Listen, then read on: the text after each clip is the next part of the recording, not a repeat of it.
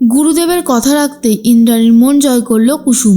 সম্পূর্ণ জানতে ভিডিওটিতে একটি লাইক করে দেখতে থাকো। গল্পের শুরুতেই দেখা যায় যে কুসুম কি করবে বুঝে উঠতে পারছে না, কারণ এদিকে অনুশ্রীকে কোনোভাবেই বোঝানো যাচ্ছে না। অনুশ্রী জানেই না যে তার বাচ্চাটা আর এই পৃথিবীতেই নেই। এরপর যখন হসপিটাল থেকে অনুশ্রীকে বাড়িতে নিয়ে আসা হয় তখন অনুশ্রী জানে না। এরপর ঈশান যখন পুরো ঘটনাটা খুলে বলে তখন অনুশ্রী মেনে নিতে পারে না যে তার সন্তান আর এই পৃথিবীতে নেই।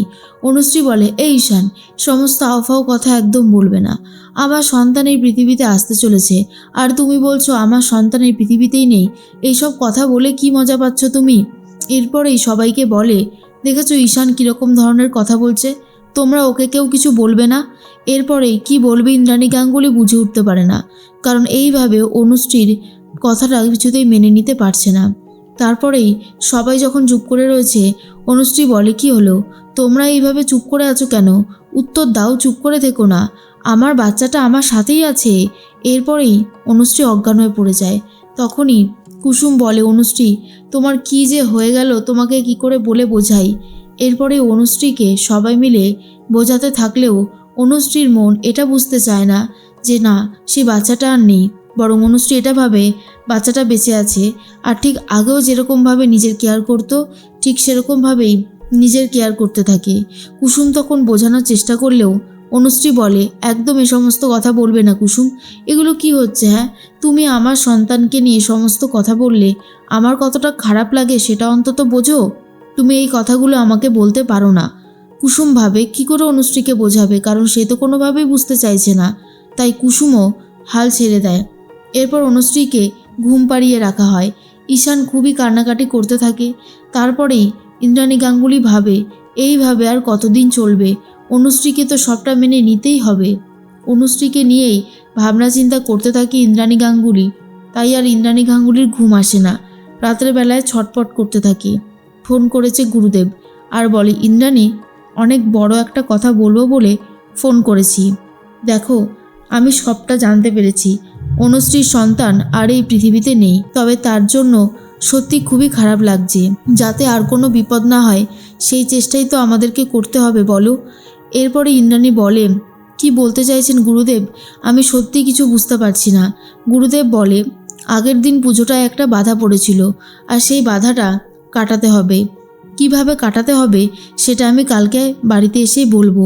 সবটা শোনার পর ইন্দ্রাণী বলে, বেশ, আপনি যেমন সিদ্ধান্ত নিয়েছেন তেমনই হবে। এরপরেই ইন্দ্রাণী গাঙ্গুলি ঘুমিয়ে পড়ার চেষ্টা করে। সকাল হতেই অনুশ্রী গুরুদেবের আশীর্বাদ নেয় আর বলে, আমার সন্তানকে ভালো করে আশীর্বাদ করবেন যাতে আমার সন্তান ভালো থাকে, সুস্থ থাকে। এরপরেই অনুশ্রীকে ওপরে নিয়ে যাওয়ার জন্য বলে। ডাক্তার এসেছে বাড়িতে। ডাক্তারের সাথে কথা বলে সবাই এটা বুঝতে পারে এখন কোনোভাবেই অনুশ্রীকে এটা বোঝানোর চেষ্টা করা যাবে না যে সত্যি সত্যি ওর সন্তান আর পৃথিবীতে নেই। কারণ ও যদি এই আঘাতটা পায় তাহলে হয়তো একদম শেষ হয়ে যাবে, ভেতর থেকে ও আর কোনো জোর পাবে না। তাই ডাক্তাররা বারণ করে, সত্যিটা বোঝানোর দরকার নেই, যতটা সময় যাবে ও আস্তে আস্তে নিজেই উপলব্ধি করতে পারবে। তাই আপনারা ওকে জোর করে বোঝানোর চেষ্টা খবরদার করবেন না। এরপরে অনুশ্রী ওপরে চলে যায়, নিজের মতন থাকতে থাকে। তারপরে গুরুদেব বলে, আমি কুসুমের সাথে একটু একা কথা বলতে চাই। এরপরেই সবাই চলে যায়। কুসুমের সাথে কথা বলতে থাকে গুরুদেব, সাথে ছিল দীপালি। কুসুম বলে, বলুন গুরুদেব, আপনি ঠিক কী বলবেন আমাকে? গুরুদেব বলে, কুসুম, আমি তো জানি যে তুমি একটা অন্য মেয়ে, মানে তুমি যে এই বাড়িতে থাকো, কাজ করো, সেসব ছাড়িয়েও তোমার একটা আলাদা পরিচয় আছে। তুমি এই বাড়ির রক্ষা কবচ। কিন্তু সেই দিন যে অনর্থটা হয়েছে সেটা হয়তো হওয়ার কথা ছিল না। এরপরে কুসুম বলে, বিশ্বাস করুন গুরুদেব, আমি কিন্তু ইচ্ছে করে কিছু করিনি। আমি এখনও বলছি। গুরুদেব বলে, আমি সবটাই জানি কুসুম, আমি জানি তুমি এই পরিবারের সকলের ভালো চাও। তুমি এই পরিবারের কারোর কোনো ক্ষতি হতে দিতে চাও না, সেটা আমার থেকে ভালো আর কেউ জানে না। তখনই দেখা যায় যে কুসুম বলে, আচ্ছা গুরুদেব, আপনি ঠিক কী বলতে চাইছেন আমাকে খুলে বলুন, না হলে আমি বুঝতে পারছি না। গুরুদেব বলে, আমি এটাই বলতে চাইছি যে তোমাকে একটা যজ্ঞ করতে হবে, পুজো করতে হবে, আর এই পুজোর শেষে তোমাকে শেষ হয়ে যেতে হবে, তবেই বাধা বিপত্তিটা কাটবে এই গাঙ্গুলি বাড়ির ওপর থেকে। বলো, তুমি কি রাজি? দীপালি সবটা শোনার পর মনে মনে ভাবে কুসুম যেন এটাতে কোনোভাবেই রাজি না হয়। কুসুম রাজি হলে তো সর্বনাশ হয়ে যাবে, আর এটাই বারবার ভাবতে থাকে কুসুম যেন হ্যাঁ না বলে। তখনই কুসুম বলে, আমি রাজি। দেবীমা আমার কাছে ভগবানের মতন, আর সেই ভগবানের জীবন যদি আমি বাঁচাতে পারি, এর থেকে ভালো কিছু বোধহয় আর হতে পারে না।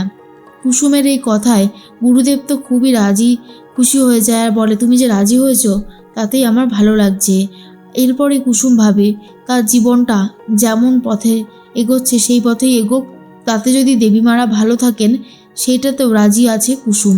দীপালি ভাবে কুসুমকে কি করে বোঝাই যে ওই সিদ্ধান্তটা নিয়ে ভুল করছে। এই রকমভাবে চলতে পারে না, কুসুম শেষ হয়ে যেতে পারে না, এটাই বারবার করে বলছিল দীপালি।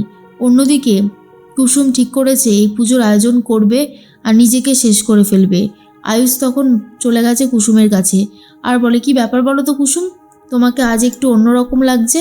তোমাকে দেখে মনে হচ্ছে তোমার মনের ভেতরে বেশ অদ্ভুত অন্য রকমের কিছু একটা চলছে, কিন্তু সেটা কি? কুসুম তখন বলে, ছোট সাহেব, আমি যদি কাল বেঁচে না থাকি তাই ভাবলাম আজকে একটু মনের মতন আনন্দ করে নিই। আয়ুষ তো এইসব কথা শুনে খুব রেগে যায় আর বলে, কি হয়েছেটা কি? হ্যাঁ, তুমি এ সমস্ত কথা কেন বলছো? তুমি এই সমস্ত কথা খবরদার বলবে না। তুমি জানো না আমি তোমাকে কতটা ভালোবাসি, আর এত ভালোবাসি তোমাকে, তারপরেও যে তুমি এই কথাগুলো বলছো, কাজটা কিন্তু তুমি মোটেই ঠিক করছো না, ভুল করছো। এরকমভাবে তুমি করো না কিছু। কুসুম বুঝতে পারে আয়ুষ তাকে কতটা ভালোবাসে, কিন্তু গুরুদেবকে সে বলে দিয়েছে, তাই গুরুদেবও রাজি হয়ে গেছে সমস্ত পুজোর আয়োজন করার জন্য। কিন্তু একটা কথাই মাথার মধ্যে রেখে দিয়েছে কুসুম, যেভাবেই হোক না কেন এই পরিবারের জন্য, আয়ুষের ভালোর জন্য, ইন্দ্রাণী গাঙ্গুলির ভালোর জন্য সে নিজেকে শেষ করবে। আর এই কথাটা শোনার পরে যে কুসুম এই পরিবারকে বাঁচাতে নিজের জীবনও দিয়ে দিতে রাজি, তাহলে কিন্তু রীতিমতো ইন্দ্রাণী গাঙ্গুলি বুঝতে পারছে কুসুমের অবদান ঠিক কতটা।